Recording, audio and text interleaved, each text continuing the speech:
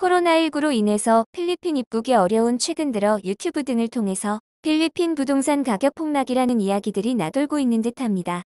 그런데 필리핀 부동산의 비전문가들이 전하는 폭락 이야기를 보고 연락 주시는 분들에게 하나하나 설명해 드리는 것보다 이렇게 정리하는 것이 차라리 나을 것 같아서 내용을 정리해 봅니다.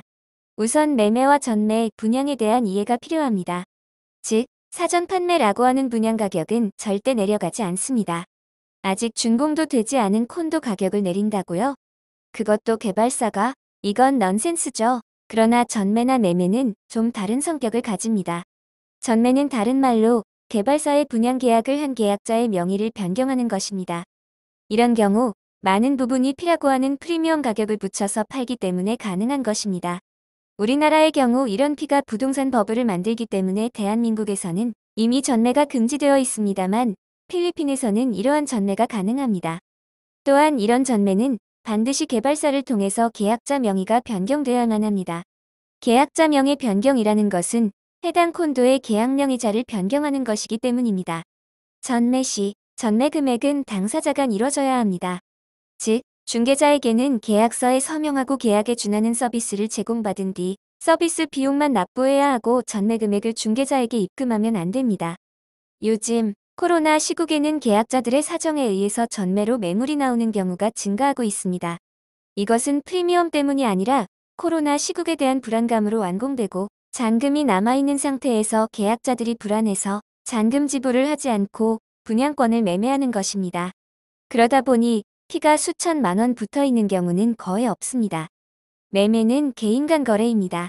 즉, 개발사에서는 이미 소유권을 개인에게 넘긴 상태이기 때문에 얼마나 매매하든 그건 소유주 개인의 자유입니다만 이 역시 초기에 투자 가치를 보고 잔금까지 지불한 경우이므로 50% 할인 판매는 있을 수 없는 일입니다. 즉, 유튜브 등을 통해서 떠도는 50% 폭락이라는 말 자체가 말이 안 되는 것입니다. 그것도 클락의 포스코라면 더더욱 그렇습니다. 포스코 더샵 클락힐즈는 제가 본 필리핀 콘도들 중에서 두 번째로 잘 지어진 콘도일 정도로 한국인들에게 맞춤형으로 지어진 한국 브랜드 콘도이기 때문입니다.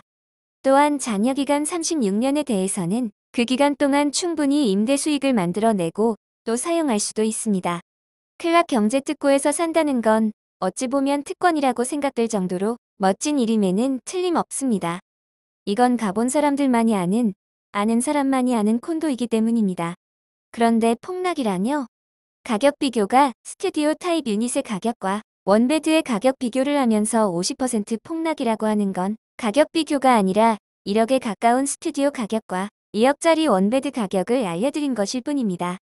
현재 시세를 묻는 분들도 계십니다만 시세라는 건 시장이 움직여야 발생합니다. 외국인 입국이 어려운 요즘 콘도 계약자 대부분이 한국인들인 포스코 더샵 클락힐즈는 시세가 발생할 수 없다는 것도 알려드립니다. 다만 저를 통해서 문의 주시는 분들의 의견을 보면 프리미엄도 1,000만 원에서 2,000만 원가량 붙어있는 정도가 대부분이라는 것도 알려드립니다.